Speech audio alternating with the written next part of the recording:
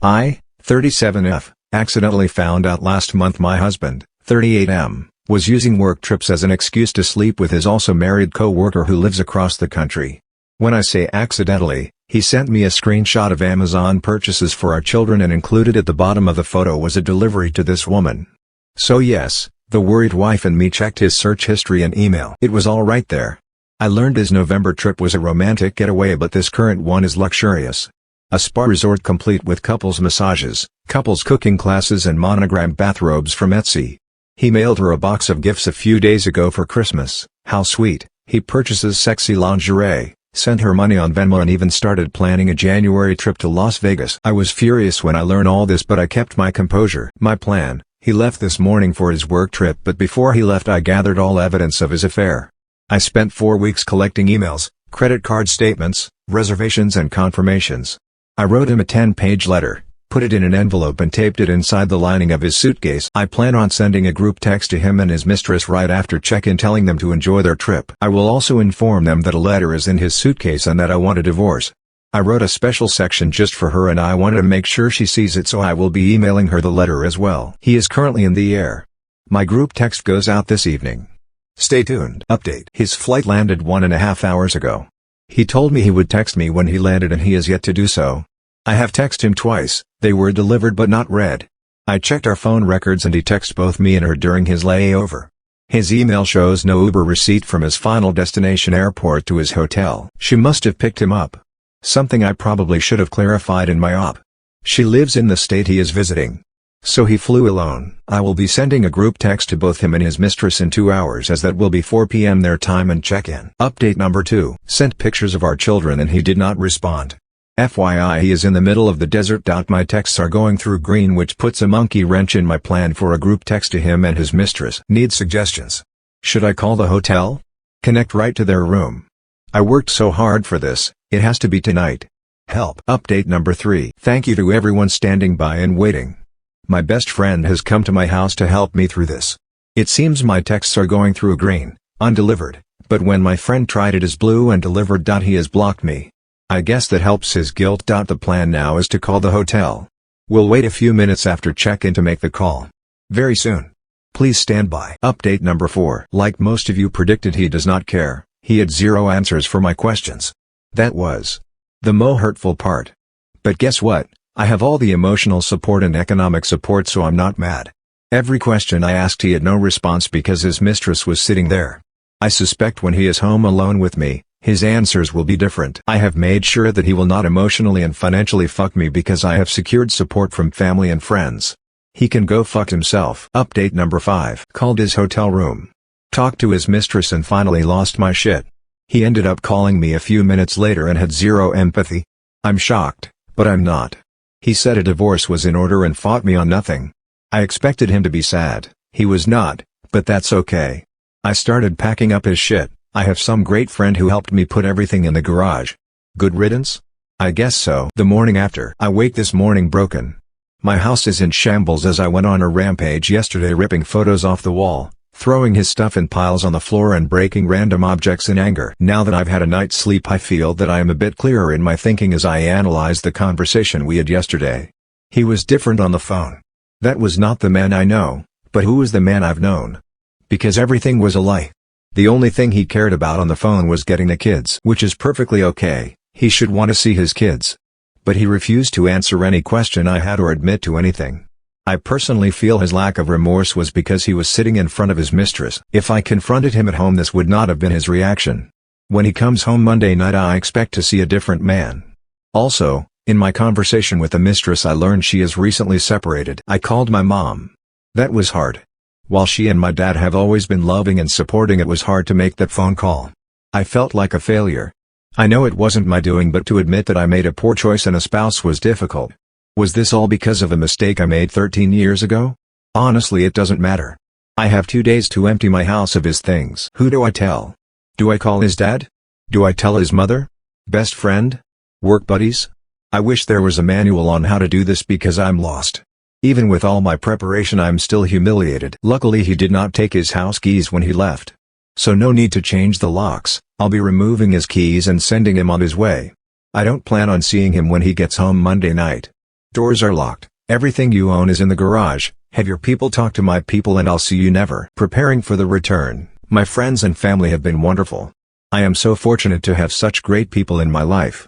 Yesterday they came to help me move all of his clothing to the garage.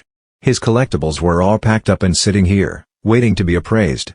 It took a very long time and I was exhausted afterwards, but it was necessary. I honestly don't think he expects me to have gone to such great lengths to remove him from my life. Because I was so emotional when I confronted him, there is a chance that he thinks I will want to reconcile. Fat chance, buddy. His flight lands a little before 10 p.m. tonight. When he Ubers back home the doors will be locked. He told me on the phone he was just getting his car and leaving. I will be holding him to that. Something I should have mentioned earlier, the house is in my name only. He had no credit when we first started looking, so everything is in my maiden name and purchased by me. Health insurance, car insurance, cell phones, utilities are all in my name. The only thing his name is on is his car. I think he realizes now that could all come back to bite him. I don't want a messy divorce. I'm willing to listen to his demands and try and meet in the middle on as many things as possible. He obviously doesn't care anymore, so I'm going to do my best to not care and treat this like a business deal. The dust has settled. It's been a few days since his return. For a man who so diligently planned a secret retreat with his mistress, he took no time to plan for his return home. He has been living in the basement since Monday. I allowed him to watch the children open gifts on Christmas, but he has since returned to the basement. We have contacted 3 mediators and have appointments next week to start the mediation process. It's obviously over. We had a conversation/argument upon his return and he actually asked about reconciliation. I laughed. I laughed uncontrollably. Of course he pushed blame, stating that our marriage has been over for a long time. Well, that's news to me. His actions of an affair were selfish and avoidant. He didn't want to have that hard conversation with me about counseling or divorcing, and this route was easier and a lot more fun. Let's face it, he likes the attention of 2 women loving and pining over him. Well, I'm not longer playing that game. She wins, and oh what a prize he is. I have been amicable about talking about the terms of our separation. My biggest hang-up is her. He may continue seeing her and I have questions about her character. What kind of woman/mother cheats with a man she knows is married and knows has children? When I confronted her on the phone last Saturday and asked her that question, she was silent. I asked if she was sorry and it was as if the line went dead. That kind of person I do not want around my children. People who show no remorse, especially when they are in the wrong, are not kind people. I have found solace in friends and family, and thank you to everyone's recommendation of Chump Lady. I'm halfway through the book, read through the website and find it so helpful. Thank you again to everyone.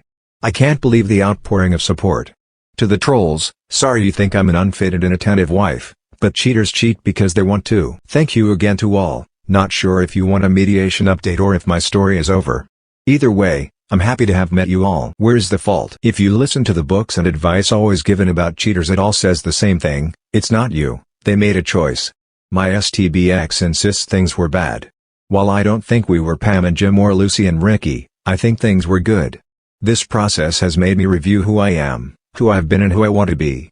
Could I have made changes? Yes. Was I perfect? Absolutely not. But my decisions and actions were never detrimental to our marriage. They were more like sacrifices. And now I'm having those sacrifices thrown at me and I'm being called neglectful. Is all this about attention? A narcissistic need to be the apple of someone's eye? Him and the AP are now blissfully in the honeymoon stage. Vacations, late-night phone calls like teenagers, present buying, etc. But what happens when the other shoe drops? What happens when she sees that he has very little patience with children? That he will walk past a sink full of dishes completely blind to them? When he doesn't pay the phone bill for 2 months because he is spending money on silly gadgets? What then? While it's not my problem, I'm sure his AP will take issue with these things. Perhaps then she will be put in the situation I've been in for a decade. Should she be the glue and hold it all together, or should she neglect responsibilities for his neediness? I've been told by him, someone who is having a relationship and spending large sums of money on someone else, that I'm at fault.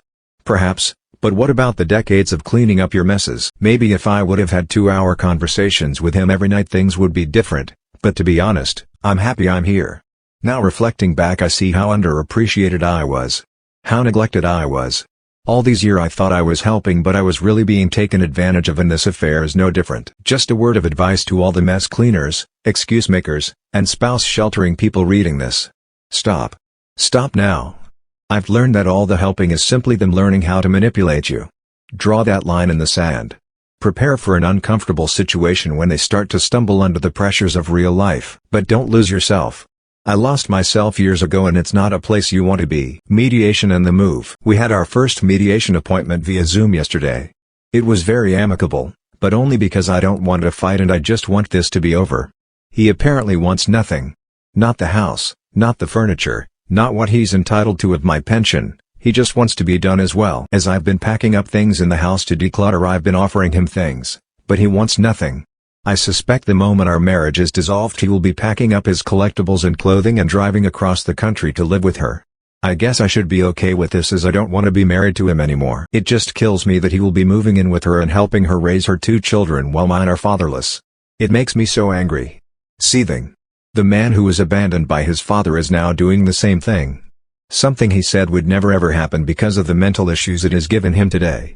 Well, it looks like that, as well as mostly everything else, was a lie. Again, I take solace in the fact that their honeymoon phase will be short-lived.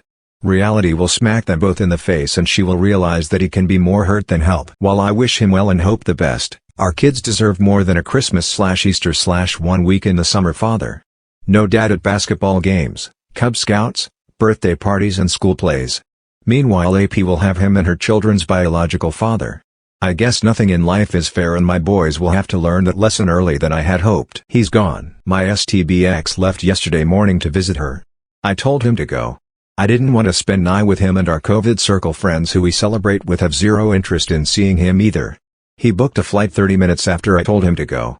My only stipulation was that he is back for this weekend as it's my birthday and I really need a day to myself. I've watched the kids for 3 weekends now while he went to see his mistress. I thought I at least deserved my birthday to relax. He texted me while he was boarding that he won't be home for my birthday. Well then, he claims when he booked this he booked a return for the evening of my birthday. When he tried to change it he was put on standby. It would cost $1,000 to change, it was a red eye etc. The excuses kept coming. He apparently does not realize I have access to the internet as well and flights are less than $300 with the airline he flew. I told him this and he said those flights weren't there when he booked. Lies, and he will take care of it.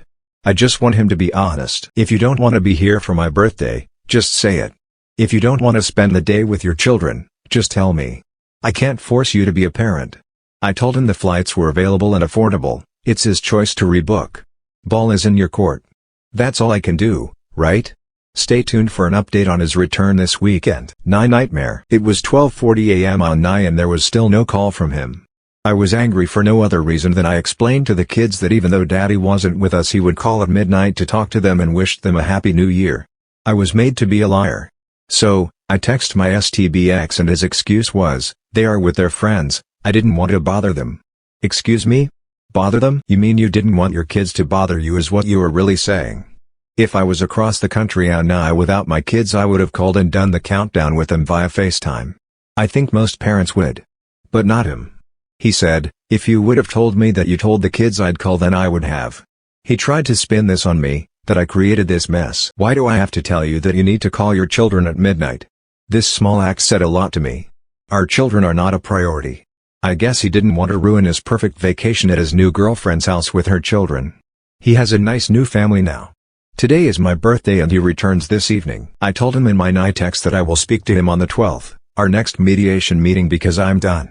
I tried to be civil for the kids but he is not putting forth the effort for them. Liar liar, pants on fire. The past few days have been strange. We rarely talk, a decision on both our parts, and when we do it's about mediation, plans moving forward, or the kids. We have been civil and communicating well about those items. We are also friendly in front of the children as not to upset them. The situation is strange because we are getting along, there is no arguing, it's a shared focus to just get through mediation and divorce. That's fine by me. Last night while I was cleaning the kitchen I heard him on the phone in the basement. I guess he didn't realize the door was left open by one of the children. Not wanting to be a part of the drama anymore I went to close the door. At that point I heard him tell her how crazy I have been acting. Excuse me? We don't speak and when we do it's very civil. How is that crazy? Well, he proceeded to tell her about a conversation we had and he lied about everything. While the conversation part was true he told her I exploded, I was in a rage, I was crying etc. None of that was true. He explained how he laughed in my face at my rage, Also not true because there was no rage. I had told him a while back before the Nia debacle that I would start dating eventually, and he proceeded to tell her that I was bragging about guys I'm meeting. So far from the truth. I slammed the basement door. I'm sure he knows I heard. So I ask, why the need to lie and make me a villain? We aren't staying together, I have no reason to fight with you anymore, that's why we are paying a mediator. Why start lying to your new girlfriend that you love? How is that a good way to start a relationship? I don't know what is happening here. This is my concern. This woman and him are in love and want to start a life together. Okay, that's fine, God bless and congrats. But, this woman only knows me by the stories, which I'm assuming are all lies, he has told her about me. If he does move across the country to be with her, how can I trust a woman who hates me because of misinformation to treat my children properly? I don't care if she hates me personally, I'll still sleep fine at night, but now I'm worried about sending my kids in the summer to stay with them. I want to confront him about this, but I know I can't. Maybe it's not that I can't, but I don't know how. Also, he has told no one we are separated and definitely has not told people why. How come? You initiated this, you cheated, you are happy now, so why can't you tell people? He told his father that he was bringing the kids alone to visit him because he and I weren't seeing eye to eye at the moment. What? I would assume he's afraid to face the music or is just finding comfort in the little love bubble he has created. He chooses to not face reality. He has yet to look for an apartment for when the divorce is finalized, but has booked another flight out to see her for Valentine's Day. He is refusing to face reality and it's so frustrating. Mediation and empty promises. Yesterday was our second mediation appointment. While it was amicable, there was some obvious tension. The tension was not on my end but more on his. Let me explain. During our first mediation we brought up the topic that he might move out of state. At yesterday's meeting I asked what we would do about custody if he moves to this particular state. When I mentioned the state by name the mediator was confused. This prompted her to ask him why this state that is so far away. His answer? Well. Then silence. He couldn't put into words the fact that he was leaving to be with his girlfriend. I had to finally chime in, realizing we are paying by the hour that he was moving to be with his girlfriend. I realized later that was the first time he had semi-confessed to having an affair and a girlfriend to anyone. If you love this person so much, why can't you just say it out loud? That whole situation confuses me. Anyway, when it comes to dollars and cents I will be fine. He will also be fine. He will have enough to do what he needs and so will I. We have agreed to a physical custody scenario that allows him weekend and dinner visits. Fine by me, I want my boys to have their father. But, the situation becomes a bit more difficult when he moves. While he said yesterday he plans to stay here at least a year, I doubt that will actually happen. When he does move across the country he wishes to return for one weekend of every month to see the boys. Again, I'm fine with this scenario, but where will he stay that weekend? He has no family. Will he just be taking the boys to a hotel? Again, I don't think he actually thought this through. This is a problem we will tackle when he does decide to move. Lastly, the mediator said it could take about 2 months to finalize everything. He and I spoke after the session to go over some facts and figures, and I brought up the tentative finalization date of our marriage. I told him how 2 months is a good amount of time to save some money and find an apartment, to which he agreed. I also reminded him about his promise to not return to visit her until our divorce is finalized or he has a place to live. He quickly became frustrated, telling me that he knew and tried to shut down the conversation. I told him I'm happy that we are on the same page, but I'm not budging. If you leave while you still live here you cannot come back, that is something we both agreed to. Now the big question remains, who does he break a promise with? Obviously it's a win-win for me. Stay home and help me with the kids while you save $500 plus and move out quickly, or leave to visit her and I get you out of the house sooner. I'm happy with either decision. I just want to move on with my life and enjoy my moments with my children. Out for a swim. When I took this dive into the Reddit community I had no idea where I would land. I thought my feet would hit shallow ground and I would be ankle deep on the banks in an uncomfortable swimsuit all alone. But to my surprise this deep ocean of Reddit readers have engulfed me into their warm waters and I am surrounded by a sea of support. For this I am thankful. I am also so touched by the droves of people who have reached out for advice or offered their own experiences as lessons to be learned. To the ones seeking advice I tell them, I am not an expert swimmer. I am merely doggy paddling through this sea of hurt and confusion. Please don't use me as a sign of strength. Because the truth is, I am not strong, I am you. I am the woman who reads because they are suspicious of late-night phones call her husband takes. I am the spouse who has shouldered the entire family and is in desperate need of support. I am the woman who misses affection from her husband who is next to her in bed every night.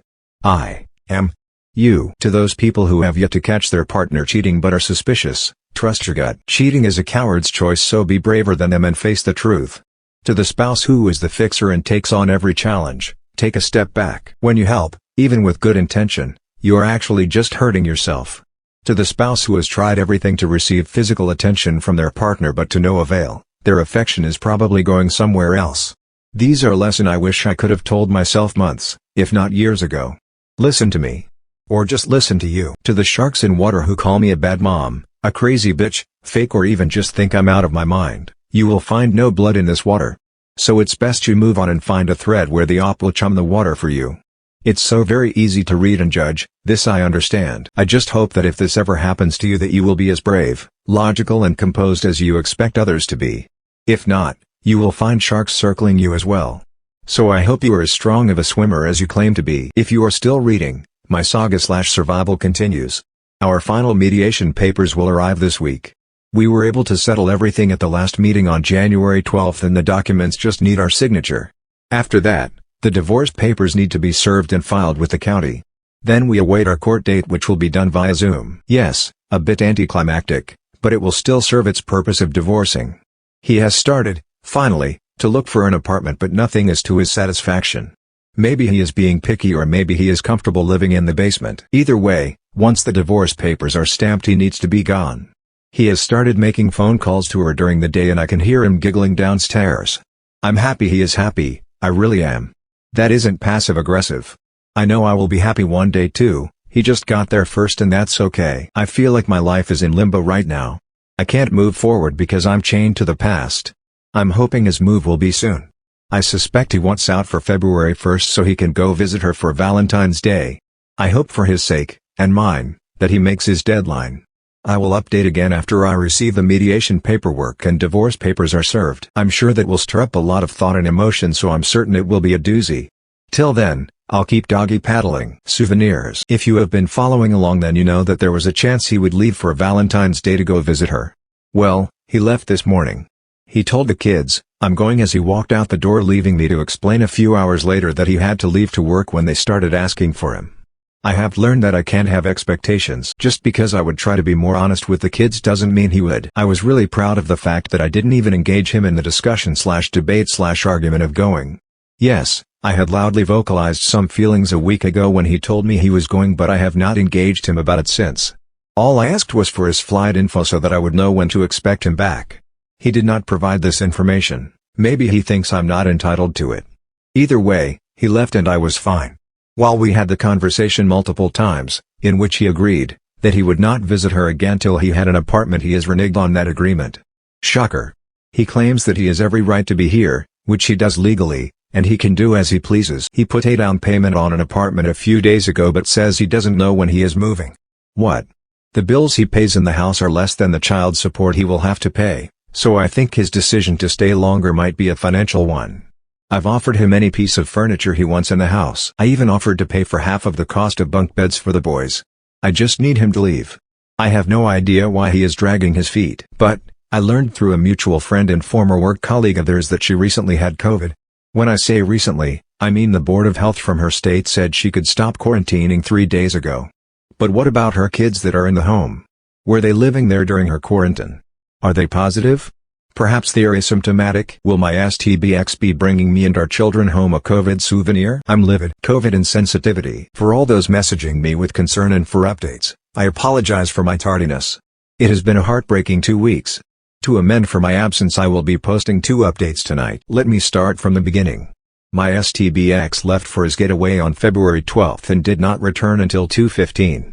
During his blissful vacation, my family and I suffered a great loss of one of our most beloved member to COVID. I was a mess. Everyone I love was devastated.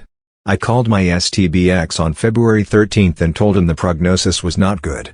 It was loud where he was, there were children yelling. He informed me he was outside with her kids. Wow. Can't remember the last time he took our children outside, but I digress. I shouldn't have expected him to care about my bad news, but he was concerned. I guess there is still a decent bone somewhere in him. That concern would not last long though. Upon his return, as he usually does, he schedules a COVID test. He scheduled one for 4 days after his return, but due to snow in our area he did not go. This I understand, the weather cannot be controlled. Then he told me he rescheduled for 4 days later and then does not go. When I questioned him, his response was, "I feel fine." I suspected since she probably got a negative COVID test shortly before his arrival he felt safe in not getting one. Not until Monday, 3/1, did he finally get tested. A full 2 weeks later. Why? You know, my family just suffered a terrible loss to COVID, how could you be so reckless and insensitive? The insensitive question is rhetorical. I obviously know the answer already. The real monster. The day is approaching. Large boxes are being delivered to the house daily containing new furniture to be assembled. The sounds of packing tape being ripped from the spool flood the house every evening. He's moving out. I'm overjoyed. I'm so happy that I have actually started engaging him in conversation. Yes, we have to chat to figure out child support and scheduling, but now I'm so ecstatic he's leaving I even ask about his move. I feel like a kid at Christmas. While we were discussing his move, what he would be taking from the home and the schedule for seeing the children, I asked if he planned to visit her. No, this wasn't me prying. We need to set an overnight and weekend schedule for the kids and I was hoping to be accommodating to any trips he had planned. But then my curiosity got the best of me, but for a good reason, our children. I asked if she plans to come here to meet the kids. He replied in the affirmative and said she may come. Well, good for you both, but I would like to meet her before she meets the children. He went silent. I could tell he was rolling thoughts around in his head or perhaps trying to figure a way out of this situation, but he came up empty. He honestly wanted to know why I needed to meet her. Excuse me, come again? You really think I would let my children spend time with someone I didn't know? I'm the mother that interviews babysitters, why would you think I wouldn't want to meet her? He claims to be worried that I won't be civil, but he knows me better than that. I have nothing to gain being rude to her. It's just ammo. I refuse to play that game. Plus, why would I care? I don't want him. That's your prize now, honey, congrats. But he recognizes that he can't stop me in this. I have every right to meet her as he would to meet someone I am dating. When it comes to the kids, we can't keep secrets. I think the real concern about us meeting is this: she will realize I'm not the horrible monster he made me out to be. His plans of assassinating my character to build himself up or to receive pity from her and the constant gaslighting will be revealed. She will see that I am not pining over him, quarreling with him, and that I'm genuinely a good person. Maybe she will see that he might be the real monster. Like father, like son. My STBX was quiet. More quiet than usual.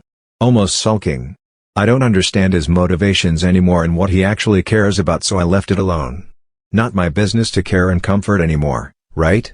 That evening, after the children went to bed, he sat alone at the dining room table. It was as if he was waiting for me to address him. I did not. Sulk, that's your issue, not mine. After he received no attention from me, he made the big announcement. He claims he told everyone what happened between us, including his father. Then, oddly enough, he started to cry. Full ugly tears. I thought these were tears of embarrassment and shame. He then proceeded to tell me the conversation he had with his father was the first time his dad has actually acted like a father towards him. While that statement in itself is unsettling, it is also confusing. I'm guessing his father supported him? I know if this was my son I'd support him, but also have some strong words about how he went about this and how he should probably proceed in the future. But it looks like he received 100% support. So while I understand, I don't understand. Something was wrong here. Last week was my youngest son's birthday. I had asked my STBX if he would like to invite his father over for cake. He texted him several times with no response. He learned through their conversation/confession last night that his father was in another state for work. Okay, understandable. But here is the kicker, he went away, with a new girl he is dating. Why is this strange, you ask? He just asked his wife of 30 years for a divorce at the end of January. So this makes me think, is adultery a learned behavior? My Phil abandoned my STBX when he was 9 years old, the same age as my eldest son now. Is there a pattern here? Or is all this just a crazy coincidence? I could not help myself. I messaged my Mill. She confirmed they were divorcing. I asked if there was any infidelity and she claims to her knowledge, no. But I know better. She said that my Phil started to withdraw from her. He started picking fights for no reason and avoided interacting with her last fall. Then in January he said he wanted a divorce so that he could find himself. A man who is in his 60s, close to retirement, needs to find himself. Sounds like a cop-out to me. But now that I've learned there is another woman, which my Mill does not know, I understand that this bloodline of men are truly selfish and unfit partners. I know all the comments will tell me to tell my Mill about the infidelity on his part, and I plan on doing so. I just need a little more information before I break the news to her. Moving trucks and spilled tea. It happened. Finally. He's gone. My basement is so empty and quiet it echoes. The day he moved, a box truck pulled up to my house and my children ran to the window to watch. I didn't know how to distract them as I was working. I was able to pull them away from the window with the promise of treats once they were at the table to do schoolwork. My youngest though would not budge. After 45 minutes of loading, the truck pulled away and my STBX drove off. My youngest came away from the window looking sad. I immediately talked to him and tried to comfort him. After a few moments he asked, "Is the truck coming back?" I was confused. I told him that we were staying here and no one else was moving. Apparently he wasn't upset that Daddy was leaving, he just wanted the truck. I'm not sure how I should feel about this. I made appointments with a child therapist for both my kids. While they seem fine now, I'm not sure what the future holds for their mental state. I'm afraid this will be repressed and issues will arise down the road. His friends have been reaching out to me. Now that they know what happened, I'm getting text and Facebook messages asking how I am. I know in reality they are just being nosy. They may care a little but they just want me to spill the tea. Velp, I put the kettle on. I wasn't surprised to learn that my STBX wasn't completely honest with them. He failed to mention traveling during a pandemic to visit her. I guess that would make him look reckless? Selfish? Idiotic? The wives of his friends are in shock. They considered my STBX a friend that could be trusted, a man who had it all together. Basically, they trusted my STBX would be a good influence on their husbands. Boy were they wrong. Concerning my mill, I have not told her. This is because I don't have any real information. What I did tell her though was to do some investigating to see if he is having an affair. This would be to her benefit as her state has adultery laws. They are still legally married and living in the same house, so to my knowledge, the law applies. But she seems hesitant. I think she is just afraid to find out the truth and then she has to look at him every day. This I understand. No person's spouse should have to experience that. I know it was gut-wrenching for me and perhaps many of you reading can relate as well. I just don't want to be the one to tell her. Perhaps this is because I'm still upset I had to find out on my own and my STBX was too much of a coward to come clean. Why should a cheating spouse get the thrill of cheating and be relieved of the burden of having to confess?